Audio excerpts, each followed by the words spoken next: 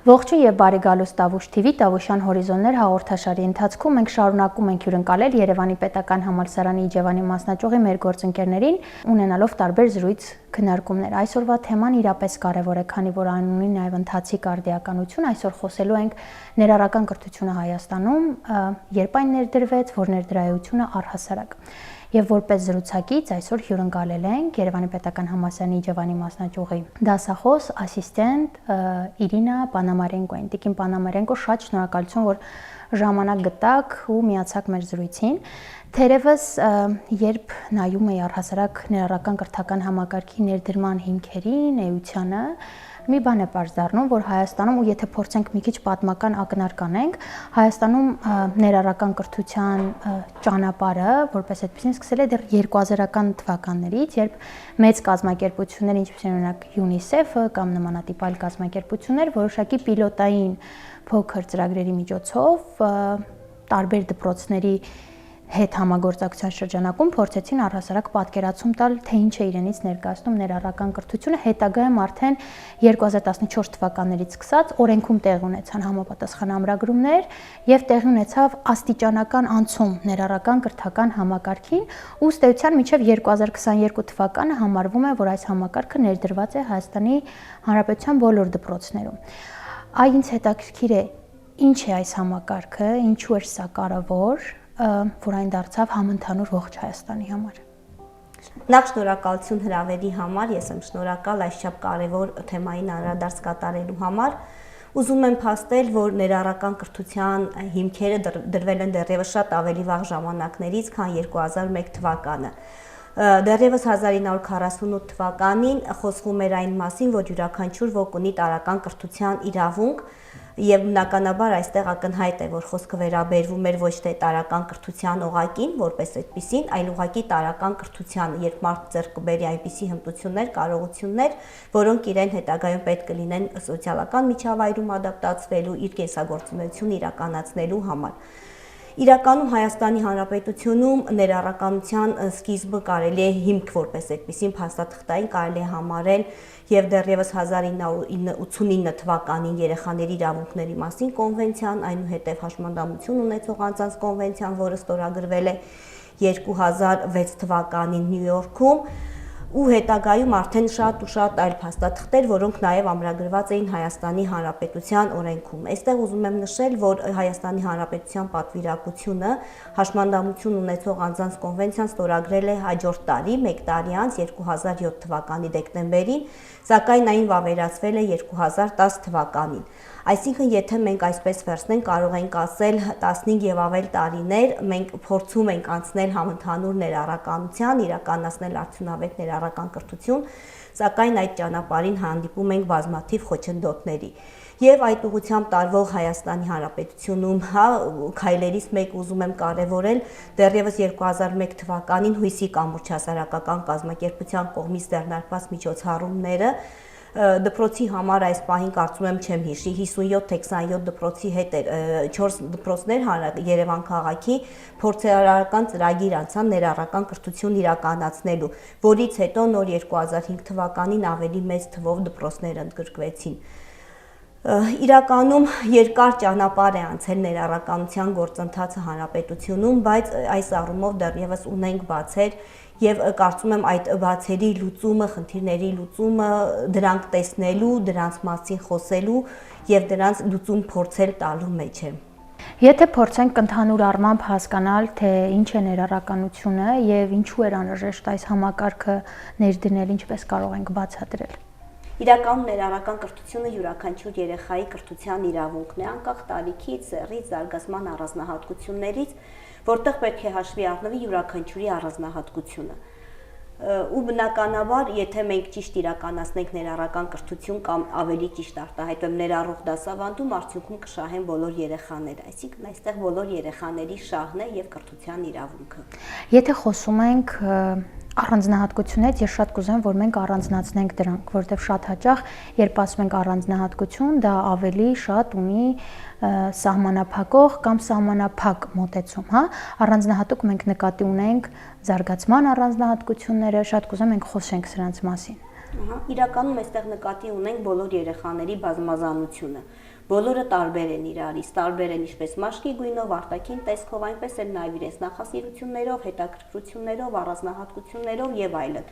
Իհարկե դրա մեջ դիտարկում ենք նաև զարգացման առանձնահատկությունները։ Բայց զարգացման առանձնահատկությունների մեջ ուզում եմ կարևոր շեշտադրում անել, որ դիտարկվում է նաև օժտվածությունը։ Այսինքն պետք չէ դա դիտարկել որպես թույլ կողմ, այլ ընդհակառակը երեխան կարող է ունենալ այնպիսի առանձնահատկություն, որ այդ առանձնահատկությունը բացահայտելու, զարգացնելու հետ կապված նորից իրեն առանձնահատուկ պայմանների կարիք զգացվի։ Ես ուզում եմ խոսել մի առանձնահատկության մասին, ձախլիկության մասին, որը խորհրդային տարիներին շատ այսպես քննարկվում էր, քարկոծվում էր, կարելի ասել, եւ իմ հասակակիցները, սերնդակիցները եւ ավելի ավագ կփաստեն, որ դպրոցներում ձախլիկությունը արգելվում էր, այսինքն երեխան գնում էր դպրոց, փոխում էին ձեռքը ձախից աջի եւ նոր սկսում էր գրել։ Իրականում դա եւս զարգացման առանձնահատկություն է, որը ընդհանրապես մասնագետների կողմից ոչ թե խորհուրդ չի տրվում, այլ նույնիսկ արգելվում է, որովհետեւ մենք դրանով խոչընդոտում ենք երեխայի բնականոն զարգացմանը։ Ինքս ունեցել եմ այդ խնդիրը, առնչվել եմ դրա հետ եւ աչքով սկսել եմ գրել միայն շատ այսպես լուրջ խնդրի առաջ կանգնելուց հետո 4-րդ դասարանից։ Արդեն կարծում եմ բարդությունը պատկերացնում եք։ Միանշանակ, շատ հետաքրքիր է ու իրականում շատ կարևոր ակնարկ արեցիք, երբ որ անդրադառնում ենք սովետական միությանը, որովհետև ես օրինակ թեմայի հետ կապված, երբ փորձում եմ կարդալ, ուսումնասիրել, ինձ մոտ հարց էր առաջանում, ներառականությունը դա մշակույթ է, թե այնուամենայնիվ դա համակարգ է, որը մենք պետք է ներդնենք եւ հարմարվենք այդ համակարգին։ Եվ նաև ուզում եի հասկանալ, թե ինչով է պայմանավորված, որ այսօր ներառական կրթության հետ կապված կան շատ սահմանափակ եւ կան շատ ավելի բացասական պատկերացումներ, հա։ Մասնավորապես ներառականություն բառը ինքը աշխարհի ամենասիրուն բառերից է, բայց մեր հասարակության մեջ շատ հաճախ այն ունի ավելի բացառող համատեքստ, կոնտեքստ։ Եվ երբ ես նայում եի, թե մենք 70-ից ավելի տարիներ ինչ հասարակարգում ենք ապրել, եթե փորձենք էլի պատմական ակնարկ անենք, օրինակ սովետական միության ժամանակ հաշմանդամություն ունեցող անձինք եղել են մեկուսացված։ Կարդում ենք ամենատարբեր վիճակագրություններում, եթե այդպիսիք կան, որն էլ կան, որ շատ քիչ են, հիմնականում ավագ սերնդի հետ շփման ընթացքում ենք դա հասկանում, որ հաշմանդամություն ունեցող օրինակ անձինք հիմնականում տանն են եղել, լավագույն դեպքում հատուկ դպրոցներ են եղել, վատագույն դեպքում եղել են մեկուսացված տներում, ինչը բնականաբար չի կարող չանդրադառնալ մարդու զարգացման, սոցիալիզացիայի վրա։ Եվ այս իրավիճակին զուգահեռ մենք ունեցել ենք հասարակություն, որ առօրյա լեզվով ասած, ում աչքը սովոր չի եղել տեսնելու առանձնահատուկ կամ հաշմանդամություն ունեցող անձանց, որոնք ըստ էության տարբեր են եղել։ Ու սա խնդիր է, հա, այսինքն ըստ էության հասարակության մեջ արմատավորված է եղել շատ արատավոր նորմեր, որոնք մարդկանց սովորեցրել են կամ տեղավորել են ինչ-որ նորմերի շրջանակում, որը իրականում իդեալականացված էր, որտեղ ընդհուպ միջև ես կարդացել եմ պատմություններ, որ դիցուկ օրինակ ակնոցով մարդկանց եթեր տրամադրել ու այսպիսի բաներ, հա։ Եվ երբ ես գալիս եմ մեր օրեր, մեր հասարակություն, երբ որ այլևս առանձնահատուկ կարիքները դրանք անձին չեն պատկանում, դրանք պետությանն են պատկանում, որովհետև պետություն ունի սոցիալական ուղղվածության, գալիս է իրավունքի կոնտեքստը եւ այլն, մենք լրիվությամբ այլ տրամաբանության մեջ ենք ապրում, բայց միևնույն ժամանակ սովետական միության այդ ինստիտուցիոնալ հետքը շատ առումներով մնացել է մեր մեջ, հա։ Եվ ինչու է, որ օրինակ հիմա Հայաստանում, երբ ասում ենք ներառական կրթություն, պատկերացնում ենք ոչ թե կրթական համընդհանուր իրավունք, այլ օրինակ առանձնահատուկ կարիք ունեցող բալիկներին, երեխաներին։ Եվ կուզեմ նաև անդրադառնանք, թե հիմա ինչ պատկերացումներ առհասարակ ունեն եւ կամ ինչ պատկերացումներին եք դուք ինքներդ առնչվել ձեր մասնագիտական աշխատանքի ընթացքում։ Շնորհակալություն, իրականում ճիշտ եք, դեռևս խորհրդային տարիներից սկսած եւ կարծում եմ ավելի վաղ զարգացման առանձնահատկություններ ունեցող, հա, ինչպես իրենք էին ասում, հատուկ կարիքներ ունեցող անձանց նկատմամբ կար բավականին անհանդուրժող վերաբերմունք։ Դա գալիս էր մարդկանց անիրազեկությունից, այսինքն ոչ տեղյակ տեղեկացված լինելուց եւ կարծրատիպային մոտեցումից։ որովհետև այն մանկավարժական ճյուղը, հա, գիտության, որը ուսումնասիրում էր զարգացման առանձնահատկություններ, զբաղվում էր զարգացման առանձնահատկություններ ունեցող անձանց կարիքների ուսումնասիրությամբ, օրինաչափություններով, կրթական գործընթացի կազմակերպումով եւ այլն, համարվում էր դեֆեկտոլոգիա, այսինքն արատաբանություն։ Եվ բնականաբար այդտեղից է գալիս այն մոտեցումը, որ մարդիկ դիտվում էին որպես այդ երեխաները, անձինք դիտվում էին որպես արատ ունեցող։ Եվ ճիշտ նշեցիք, այո, որ մեծ մասը հատուկ դպրոցներ էին հաճախում, մի մասին ծնողները թաքցնում էին տանը, մի մասից գուցե ոչ թե գուցե, այլ իրականում հրաժարվում էին, եւ արդյունքում մենք չէինք տեսնում այսքան զարգացման առանձնահատկություններ ունեցող երեխաների կամ մարդկանց, որոնց հիմա հանդիպում ենք մեր շրջապատում։ Դա գալիս է նաև բժշկական մոդելից, եթե դիտարկենք, որ բժշկական մոդել ինքը արդեն ենթադրում է, հա, որ երեխային դիտարկում էին որպես հիվանդ, այսինքն մարդ, ով կարիք ունի խնամակալի, ում համար խնամք է տարվում, եւ նույնիսկ կա այսպիսի, հա, կարծիք, որ երբ որ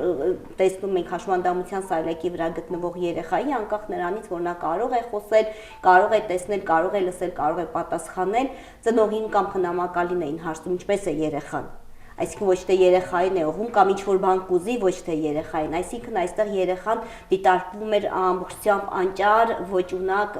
որևէ մեկը, ում ցանկացած հարցով պետք է աջակցություն ցուցաբերվի։ Հիմա առաջնային է սոցիալական մոդել, այսինքն հաշմանդամությունը եւ զարգացման ցանկացած առանձնահատկություն դիտարկվում է ոչ թե բժշկական տեսակետից, այլ սոցիալական, որովհետեւ հաշմանդամություն իրականում ոչ թե անձի խնդիրն է, այլ սոցիալական միջավայր իրականում, եթե մարդը կամ ծնողը կարողանար իր խնդիրը լուծել, ինքը դա կլուծեր։ Այսինքն այստեղ պետք է արդեն որ հասարակությունը լինի ավելի հանդուրժող, ավելի այսպես աջակից, ավելի սրտացավ մոտեցում ցուցաբերող։ Այս առումով ուզում եմ մի դիտարկում անել դեռևս 2015 թվականին Հույսի կամուրջ հասարակական կազմակերպության կողմից, երբ որ մենք վերապատրաստվում էինք որպես վերապատրաստողներ, իմ վրա չափազանց մեծ այսպես ազդեցություն թողեց, իրենց պատին մի պաստառ կար, հաշմանդամության սայլակի վրա նստած աղջիկ էր, ում գլխի վերևում այսպես ամպիկի մեջ միտք կար ձևակերպած, իսկ դիմացը մարդկանց խմբեր էին ու շատ այսպես եւ դասավանդման ընթացքում եւ վերապատրաստումների բերում եմ այդ օրինակը։ Այդ ամպիկի մեջ այսպես միտքը ձևակերպված էր հետեւյալ կերպ. ինձ ոչինչ այնքան ցավ չի պատճառում, ինչքան ձեր վերաբերմունքը։ Այսինքն մենք պետք է միշտ մտածենք ինչ վերաբերմունք ենք ցույց տալիս եւ ինչպես կարող ենք իրենց ընդգրկել, ինչպես կարող ենք իրենց ներառել, չմոռանալով, որ մեզանից յուրաքանչյուրը ցանկացած պահի կարող է ինքը ունենալ ներառման կարիք։ Եվ իրականում, եթե մեզ որևէ միջավայրում, անկախ մեր առանձնահատկություններից, մեր ընդունակություններից, մեր բացառիկությունից, եթե մեզ չընդունեն, մեզ ներառելու, ընդգրկելու ցանկություն չունենան, մենք ինքներս կհայտնվենք շատ ոչ հաճելի իրավիճակում։ Եթե խոսում ենք պայմանների հարմարեցման եւ միջավայրային առհասարական նախապայմանների հարմարեցման մասին, շատ հետաքրքիր անցում եղավ այդ ներառական կրթության եւ ինտեգրված կրթական համակարգի միջև։ Ես ուզում եմ նաեւ մենք խոսենք, թե ինչ է նշանակում առհասարակ հարմարեցված կրթական միջավայր, որովհետեւ ներառական կրթության տրամաբանությունը հենց այդ էր, որ պայմանները պետք է լինեն համապատասխան երեխաների կարիքներին, այսինքն սա ավելի անհատականացված մոտեցում է, ի տարբերություն օրինակ ինտեգրացված կրթության, որ ենթադրում էր, որ երեխան պետք է հարմարվի կամ սովորողը պետք է հարմարվի արդեն եղած միջավայրային պայմաններին։ Մասնագիտական եւ ոլորտային առումով ինչ ենք հասկանում, երբ ասում ենք հարմարեցված կրթական միջավայր, նկատի ունենալով թե տեխնիկական պայմանները եւ թե բովանդակային։ Շնորհակալություն, փորձեմ պատասխանել։ Իրականում մենք հասկանում ենք 3 տեսակ, հա, հատուկ կրթություն, ինտեգրված կրթություն եւ առանձնացնում ենք եւ ներառական կրթություն։ Թվում է, թե ինտեգրված եւ ներառական կրթությունները նույնն են եւ շատ հաճախ հենց նույն կերպ մեկնաբանվում են։ Սակայն ինտեգրված կրթությունը նշանակում է, երբ երեխան ինտեգրված է, հա, բերված է ինչ-որ միջավայր, որտեղ ինքն չի ներառվել։ Այսինքն երեխան գտնվում է տվյալ ուսումնական հաստատությունում, դա կլինի նախադպրոցական ուսումնական հաստատություն, թե կլինի հանրակրթական Հաստատություն միևնույն է, երեխան ներառված չէ, այսինքն նստում է վերջում, ծնողին խնդրում են երեխային շուտ տանել, երեխայի հետ ուսումնական գործընթաց չի կազմակերպվում եւ ներառական կրթություն, երբ երեխան ներառված է եւ ուսումնական գործընթացում ունի համապատասխան ներգրավվածություն, մասնակցություն, ակտիվություն, որի արդյունքում ունենում ենք նաեւ բնականաբար ցանկալի արդյունք, այսինքն որակ։ Իսկ հատուկ կրթությունը, որը թվում է թե առանձնացված կրթությունն է, այո, հատուկ կրթություն այսօր հանրապետությունում պահպանվել են 4 հատուկ դպրոցներ, որտեղ հիմնականում սովորում են միևնույն զարգացման առանձնահատկությամբ երեխաներ, այսինքն տեսողական խնդիրներ ունեցող երեխաները մի դպրոցում, լսողականը մի դպրոցում, հենաշարժողականը մի եւ մտավոր թերզարգացում ունեցող երեխաները մեկ այլ դպրոցում։ Սակայն միևնույն է, անգամ այդ դպրոցներում միևնույն կարիք ունենալով հանդերձ երեխաները տարբեր են եւ անգամ հատուկ դպրոցներում այսօր իրականացվում է ներառական կրթություն, այսինքն դասարանի տարբեր սովորողների համար գրվում են անհատական ուսուցման պլաններ, մշակվում են անհատական առաջադրանքներ, ապահովում են հարմարեցումներ։ Հիմա ինչ վերաբերվում է հարմարեցումներին, մենք սովորաբար հարմարեցում ասելով առաջնահերթ հասկանում ենք շենքային պայմանները, հա, թեքահարթակներ, վերելակներ, հարմարեցված սեղան, աթոռներ, հաշմանդամություն ունեցող երեխաների, հենաշարժողական խնդիրներ ունեցող երեխաների համար, սակայն հարմարեցումները շատ ավելի լայն է հասկացությունը, քան միայն ֆիզիկական միջավայրը, հա, սրա մեջ մտնում են եւ ուսումնական նյութերի հարմարեցումները, եւ ուսումնական գործընթացի կազմակերպման հարմարեցումները, եւ իհարկե ամենատարբեր ռեսուրսների ապահովում, այսինքն տեխնոլոգիական, հա, դրանք կլինեն ամենատարբեր սարքավորումներ, դրանք կլինեն սարքեր, որոնց միջոցով երեխաները լավ կլսեն, ավելի լավ կտեսնեն, նոր տպագրված խոշոր չափերով տպագրված գրքեր, ձեռնարկներ, նկարներ, քարտեր, պաստառներ, սահի կաշառ ցուցադրելու հնարավորություն, այսինքն նաև համակարգչային, հա, արդի տեխնոլոգիաներ եւ այլն։ Իսկ ինչ վերաբերվում է ուսումնական գործընթացի կազմակերպման հարմարեցումներին, դրանք շատ ավելի պարզ են, քան մենք պատկերացնում ենք, այսինքն երեխային լրացուցիչ ժամանակի տրամադրում, կրկնակի հրահանգի կամ հարցի կրկնում, լրացուցիչ, այսպես կողքից ուղակի ուղղորդում, պարզեցված ինչ-որ գծանշում, որով երեխան կկարողանա առաջնորդվել, դրա հետ մեկտեղ նյութի ներկայացման ձևի բազմազանություն կամ երեխայի կողմից նյութի ներկայացման բազմազանություն, այսինքն եթե երեխան ունի դժվարություններ գրավոր խոսքի հետ կապված, հա, ունի գրավոր խոսքի խանգարում կամ եթե վերցնենք այդպես տարբեր առանձնահատկություններ, ապա երեխային թույլ տանք, որ ինքը ներկայացնի այնպես, ինչպես իր մոտ ավելի լավ է ստացվում։ Եվ բնականաբար երեխայի առաջընթացը գնահատելու հետ կապված գնահատենք այն ձեռքբերումները, որոնք երեխան ունի եւ ոչ թե այն, ինչը ինքը չի կարողանում անել։ Գաղափարը իրապես կարևոր է եւ առանցքային, որովհետեւ ներառական կրթությունը դա լայն առումով հանրային համերաշխության մասին է, մի քիչ ավելի նեղ առումով կրթական իրավունքի իրացման մասին է, բայց միևնույն ժամանակ չխոսել մարտահրավերներից իրապես չի ստացվի, որովհետև ըստ էության համակարգը նոր է եւ ներառականության մշակույթի առհասարակ ձևավորման եւ համընդհանուր դարձնելու համար տևական ժամանակ է անհրաժեշտ։ Ես կուզեմ նաեւ մենք խոսենք, թե առհասարակ ինչպես օրինակ կարելի է աշխատել դասարանում տարբեր կարողությունների, զարգացման տարբեր առանձնահատկություններ ունեցող երեխաների հետ, եթե օրինակ դասարանում դիցուկ 20+ աշակերտ է, 1 կամ 2 ուսուցիչ, ինչպես է դա հնարավոր կազմակերպել, որ կրթական իրավունքը իրապես իրացվի բոլոր սովորողների մոտ։ Իրականում այո, մարտահրավերները շատ են։ Ինքը ներառականությունը բոլոր առումներով դրական է եւ լավագույն փոփոխությունն է, որ կարելի է իրականացնել կրթական համակարգում, արդյունքում կշահեն բոլորը, եթե իհարկե ճիշտ կազմակերպվի եւ եթե կարողանանք հաղթահարել առկա մարտահրավերները։ Նախ մարտահրավերներից ուզում եմ առանձնացնել ներառական կրթության գաղափարախոսության դեռևս սխալ ընկալումը։ Այսինքն 15 եւ ավել տարիներ իրականացնելով ներառական կրթություն, մենք այսօր դեռևս ունենք սխալ պատկերացում ներառականության վերաբերյալ։ Առաջին հերթին հենց ասում ենք ներառական կրթություն, առաջին ասոցիացիան, որ գալիս է, դա զարգացման առանձնահատկությամբ ինչ-որ երեխան է։ Խոսվում է դժվարությունների մասին, խոսվում է ինչ-որ բան չիմանալու մասին, խոսվում է պարտադիր բազմամասնագիտական թիմի ներգրավման մասին, այսինքն ավելի շատ լրացուցիչ է ինչ-որ դիտարկումներ, քան կոնկրետ բուն իմաստներ։ Եվ իրականում սրա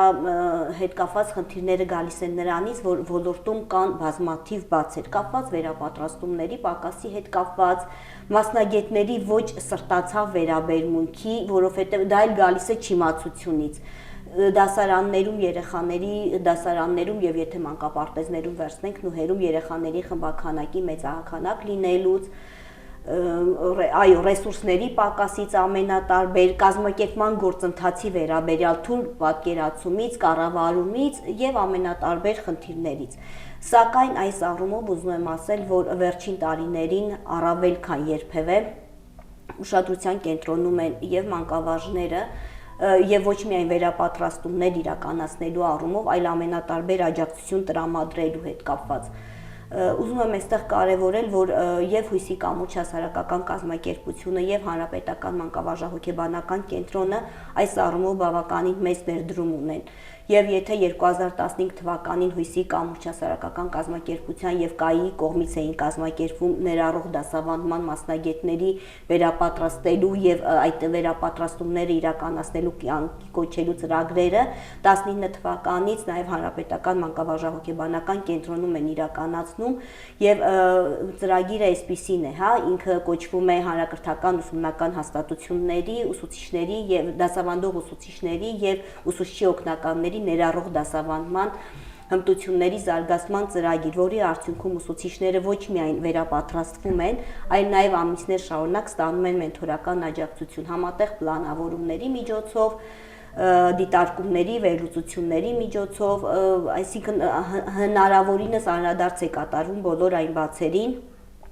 եւ այն բոլոր դժվարություններին, որոնց հետ ուսուցիչները առնչվում են։ Թեպետ ասում եմ, այսքանի հետ մեկտեղ դեռևս ունենք բացեր ու հատկապես երևի բացերը ոչ միայն Երևան քաղաքում են, այլ նաև մարզերում։ Նաև ըստ էության հատկապես մարզերում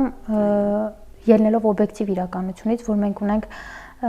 տարածքային ոչ համաչափ զարգացած մարզեր, երևի թե այս թեմայի մեջ ամենակարևոր ինձ համար կետերից մեկը այն է, որ շատ կարևոր է համակարգի կայացման այս ճանապարհին մշտապես աշխատել դրա առողջացման վրա ու դրան վնասող կարևորագույն գործոններից մեկը դա հնարավոր պիտակավորումներն ու խտրականությունն է։ Ինչպես խուսափել այսպիսի իրավիճակներից, ես ավելի շատ միտված եմ մտածելու, ինչպես կանխարգելել եւ ոչ թե արդեն եղածը փորձել հաղթահարել, որովհետև կանխարգելման մասով աշխատելը ավելի առողջարար է եւ ավելի քիչ տրավմատիկ։ Ինչպես անել, որ ներառական համակարգում գոնե աստիճանաբար նվազի հնարավոր պիտակավորումներն ու խտրական վերաբերմունքը։ Մենք այսօր այդ առումով ունենք որոշակի դրական առաջընթաց, որովհետև եթե դեռևս 15 թվականին մենք խոսում էինք ներառականության մասին եւ շատ այսպես կտրուկ դժգոհության, բողոքի էինք հանդիպում, առնչվում, այսօր ավելի վերաբերմունքը հանդուրժող է։ Բայց իրականում այդ միայն դրանով բավարարվել պետք չէ եւ պետք է շարունակական ընթացք ապահովել։ Այդ ուղղությամբ ուզում եմ նշել, որ բուհական ծրագրերում եւ մանկավարժական համալսարանում եւ պետհամալսարանի եւ Իջևանի մասնաճյուղում եւ կարծում եմ նաեւ պետհամալսարանում ուսումնական գրեթե բոլոր առարկայական ծրագրերում մոդուլներ են ավելացված ներառականությանը առնչվող, որտեղ խոսվում է գոնե մի բաժին անդրադարձ է կատարում ինչպես աշխատել զարգացման առանձնահատկություններ ունեցող երեխաների հետ, եթե ոչ ամբողջությամբ առարկան, Այստեղ շատ կարևորվում է եւ մասնագետների, ապագա մասնագետների ճիշտ իրազեկումը, պրակտիկաների ընթացքում զարգացման առանձնահատկություններ ունեցող երեխաների հետ աշխատանքների կազմակերպմանը, փաստաթղթավարությանը եւ իհարկե դրա հետ մեկտեղ նաեւ ծնողական կրթությունը, որը այսօր շատ կարևորվում է։ Մենք մինչեւ չուժեղացնենք ընտանիքն ու ընտանիք դպրոց, ընտանիք ինչու՞ չէ բու համագործակցությունը, մենք չենք կարողանա խոսել արդյունավետ ներառականության մասին։ Իրականում այո, նախ ներառականությունը պետք է սկսել մեր մեջ, մեր ներսում, այնուհետև հետո մեր գործողություններում, մեր պրակտիկայում, բայց մինչև մենք դա չսկսենք նաև չիրականացնենք նուհում, դպրոցում, հետագայում մենք չենք կարող տարածել հասարակության մեջ, որովհետև միևնույն է այդ երեխաները վաղը դառնում են հասարակության անդամ։ Անշանակ։ Ես նայում եմ տարբեր երկրների, զարգացած երկրների ներառական կրթական համակարգերի հետ կապված որոշակի դրվագներ եւ հետաքրքիր է, որ բոլոր երկրներում, որտեղ ներդրված է ներառական համակարգ, կենտրոնում դա կրթության իրավունքի իրացումն է։ Այսինքն ներառական կրթությունը ինքը բարեգործություն կամ բարի կամքի դրսևորում չի, դա մարդու կրթության իրավունքի իրացումն է։ Եվ հետաքրքիր է, որ այդ բոլոր երկրներում, բոլոր երկրներն զարգացած երկրներ են, ժողովրդավար երկրներ են, սոցիալական երկրներ են եւ մի շարք այսպիսի կարևոր գծերով օժտված, հա, եւ միևնույն ժամանակ հասկանում եմ, որ իրենք բավականին երկար տարածություն ու ժամանակ ռեսուրս են ծախսել հասնելու այդ կետին։ Մեր հասարակությունը երևի մի քիչ շատ է միտված ավելի շուտ հաջողությունների արդյունքները տեսնելու հարցում եւ դրանով պայմանավորված է նաեւ, երբ մենք խոսում ենք ներառական կրթության մասին, մենք ակնկալում ենք արագ փոփոխություններ, արագ արդյունքներ եւ երբ որ օրինակ հանդիպում ենք որոշակի մարտահրավերների, սկսում է դիսկուրս, որ իսկ միգուցե համակարգը այնքան էլ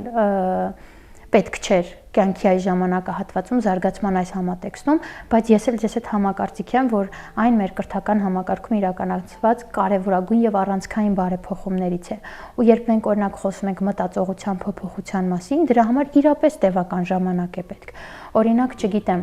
տեսեք օրինակ Պորտուգալիան ինքը բավականին զարգացած երկիր է եւ ես նայում եի վերջերս էլի տեղի ունեցել փոփոխություններ 2014 թվականին հետաքրքիր մի այսպիսի արտահայտություն էի հանել, հատուկ կարիք ունեցող երեխա արտահայտությունը փոխարինվեց աջակցության կարիք ունեցող սովորողի։ Գիտեք, շատ հաճախ մենք լեզվամտածողության եւ բառամթերք օգտագործելիս շատ հաճախ չենք փորձում դրա խորություններում փնտրել որակական փոփոխություն, բայց ես օրինակ միտված եմ մտածելու, որ թե մենք ինչպես ենք անվանում երևույթին, դա էլ պայմանավորում է արդեն երևույթի հետ կապված մեր մոտեցումը, մեր դիրքավորումը եւ այլն, որովհետեւ այո, դա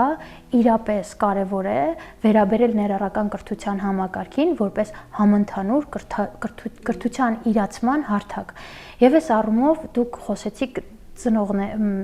ուսուցիչների դերակատարության մասին, խոսեցինք ծնողների դերակատարության մասին, համայնքի եւ այլն։ Բայց միևնույն ժամանակ մենք հասկանում ենք, որ օրինակ գյուղական համայնքներում եւ մի շարք այլ մարզային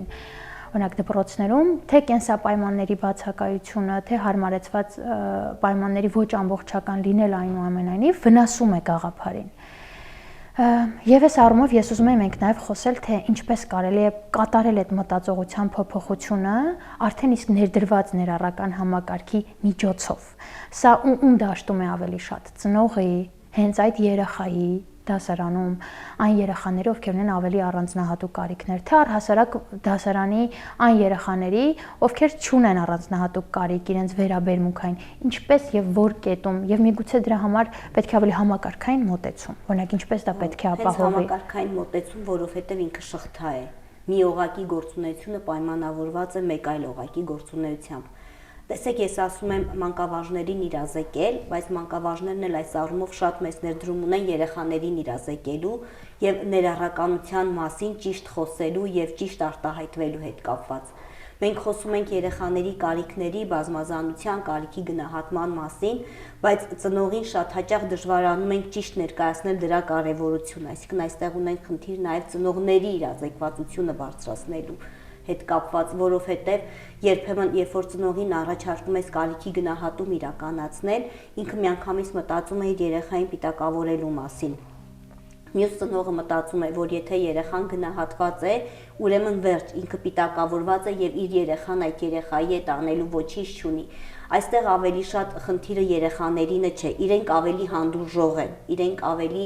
պատրաստակամ են, իրենց խանգարում են այն կողքից այսպես մոտեցումները, կարծիքները, որ պետք է հեռու մնան, գուցե իրենց կվնասեն, այսինքն մենք չունենք համապատասխան պատկերացումներ ոչ առանձնահատկությունների մասին, ոչ էլ դրանց մասին խոսելու։ Եվ շատ հաճախ հենց այն բառահունքը, որ դուք ասացիք, չափազանց կարևոր է։ Երբ որ մասնագետը խոսում է եւ ճիշտ է ներկայացնում թե ծնողին, թե մանկավարժին երեխայի զարգացման առանձնահատկությունները կամ կարիքի ինչպիսին լինելը եւ ինչպես է հիմնավորում գնահատման նման անհրաժեշտությունը ծնողը շատ հաճախ տալիս է իր համաձայնություն, իսկ հակառակ դեպքում պաշտպանվում է ու դա նորմալ է։ Բնականաբար ցանկացած ծնողի համար իր երեխան իր ամենաթույլ, ամենացավոտ օղակն է, եւ ծնողը միշտ ուզում է հավատալ, որ դա պայմանավորված է, հա, թեկուզ զարգացման ընթացքում ակնհայտ դժվարությունները պայմանավորված են ժամանակի ինչ որ այսպես իրադարձություններով, դրանք կլինեն պատվաստումներ, դրանք կլինեն ժառանգական գործոններ, հա, օրինակ պապիկն էլ է 5 տարեկանում խոսել, տատիկն էլ է,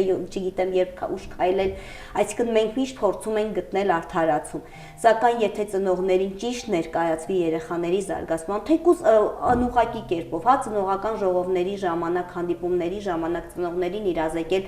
թե տարիքային որ փուլում երեխան ինչ պետք է կարողանա անի, միևնույն է ծնողը ներքուստ անդրադարձ է կատարելու իր երեխային, ինքը դա անելու է թե ոչ, ու բնականաբար եթե տեսնի երեխան իր զարգացումով չի համապատասխանում այն հիմնական չափանիշներին, որոնք առանցքային են եւ պետք է դրսեւորեն այս կամ այն տարիքային փուլում, ինքը կլինի ավելի մտահոգված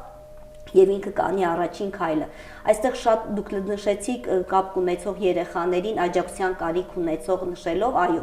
արտերկրում առհասարակ ընդունված է, եթե մարդ ունի զարգացման առանձնահատկություն, իրեն չեն ասում խնդրով, չեն ասում հիվանդ, չեն ասում ներառական, այլ ուղղակի մարդ, ով պետք է լրացուցիչ աջակցություն կամ այդ պահին ում պետք է աջակցություն։ Այսօր այդ առումով մենք եւս կատարում ենք անընդհատ դիտարկումներ, շտկումներ, ինչ պետք է չասել եւ ինչ կարող ենք ասել, որպեսզի չվիրավորենք նույն ոչ թե աուտիկ, հա, այլ աուտիզմ ունեցող, ոչ թե դաուն, այլ դաունի համախտանիշ ունեցող, այն էլ դաունը մեծատառով, որովհետեւ այդպես է կոչվել այդ ախտանիշը առաջինը հայտնաբերող բժիշկ Դաունի անունով, ոչ թե կապկու, այլ կամ կապկ ունեցող, որովհետեւ ոչ թե երեխան է կապկու, այլ ինքը ունի այդ կարիքը, հա, ունեցող կամ ուղղակի լրացուցիչ աջակցության կարիք ունեցող,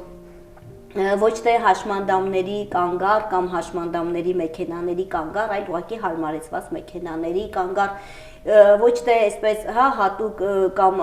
նախկինում շատ ավելի կոպիտ արտահայտություն դեբիլների դպրոց էին անվանում, որը գալիս էր էլի դեֆեկտոլոգիայի հիմունքներից, այլ ուղղակի հատուկ դպրոց կամ ուղղակի հատուկ կրթություն իրականացնող դպրոց, ու բնականաբար այստեղ, երբ որ մենք օգտագործում ենք ճիշտ բառահունք, փոխվում է նաև մեր մտածելակերպը, փոխվում են նաև մեր գործողությունները, փոխվում է մեր վերաբերմունքը։ Միանշանակ համաձայն եմ եւ երբ թե յուրաքանչյուրս մեր ընտանիքներում պիտի լինենք այս առարկաների քարոզողները, որովհետեւ մեր փոքր միջավայրում, եթե մենք ունենանք մեր հավատալիքները, դրանք ըստ էության կտարածենք նաեւ ավելի մեծ միջավայրերում, ընդ որում սկսած երեխաների փոքր տարիքից, հա, ձևավորման փուլերում պետք է արդեն իսկ խոսել եւ ներգրավել իրենց ու ցույց տալ աշխարհը իր տարբերություններով եւ ոչ թե այն փոքրիկ աշխարհը, որը կա ընտանիքի ներսում կամ օրինակ քո հասարակության ներսում։ Շատ շնորհակալություն շատ հետաքրքիր զրույցի համար։ Ես սովորաբար մեր հյուրերին հանդիպումների վերջում խնդրում եմ, որ որոշակի ուղերձով դիմեն կամ եթե ունեք ասելիք ձեր ոլորտային մասնագիտական թեմաների կամ պարզապես մեզ հետևողներին որոշակի ուղերձով դիմեք, ինչն է ձեզ համար կարևոր, որպեսզի նրանք լսեն կամ դրա հետ կապված հարցեր մեզ տան օրինակ։ Շնորհակալություն։ Ուղերձս երևի կլինի մանկավարժներին, մանկավարժական աշխատողներին, ովքեր առնչվում են երեխաների հետ։ Ուղղակի ուզում եմ հիշեցնել, որ մանկավարժական գործընթացում, ուսումնադաստիարակչական գործընթացում, թե նուհում, թե դպրոցում, թե բուհում կազմակերպվող կապ չունի, ամենակարևորը երեխայի նկատմամբ սրտացավ վերաբերմունքն է։ Ես միշտ ասում եմ, ավելի լավ է լինես լավ մարդ, քան լավ մասնագետ, որովհետև եթե դու լինես լավ մարդ, լինես սրտացավ երեխայի նկատմամբ, դու կջանաս ամեն ինչ անել իրեն չվնասելու համար։ Այսօր ներառման կարիք ունեն ոչ միայն զարգացման առանձնահատկություններ ունեցող երեխաները, այլ նաև բնականon զարգացում ունեցող երեխաները։ Եվ բնականաբար մենք պետք է այդ երեխաներին փորձենք ներառել իրենց կարողություններին համապատասխան, իրենց հնարավորությունների շրջապատում ձևավորելով իրենց մեջ այնպիսի բարոյական որակներ, ինչպիսիք են հանդուրժողականությունը, փոխզիջումը, համագործակցային կարողությունները, ստեղծագործականությունը, որպեսզի իրենք կարողանան ճիշտ գնահատեն իրավիճակը, դուրս գան կարծրատիպերից եւ կարողանան վերլուծել եւ բնականաբար արդյունքում կունենանք այն հասարակությունը, կարծում եմ, որի մասին երազում ենք՝ սրտացավ, աջակից, համախմբված եւ միասնական։ Համակարծիք եմ ձեզ հետ ու երևի թե մենք իրականում պիտի սկսենք արդեն մտածել եւ անընդհատ խոսել այն մասին, որ իրապես մարդը բարձրագույն արժեք է եւ պետք չէ դա